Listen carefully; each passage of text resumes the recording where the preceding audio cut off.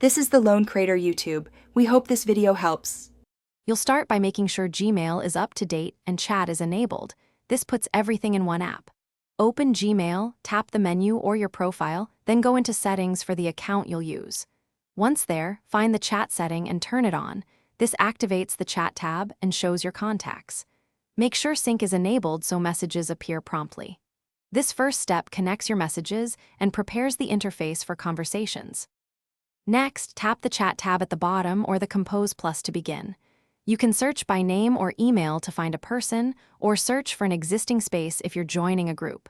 Once a chat is open, type your message. Use it mentions to notify specific people and attach photos or files with the paperclip icon. If you're in a space, create threads to keep topics organized. These steps let you communicate quickly and keep context clear. Finally, customize notifications and your status so you control interruptions. Go to Settings, tap Chat, and adjust alerts or Do Not Disturb. If messages aren't syncing, force close Gmail, clear its cache, or sign out and back in to re-authenticate.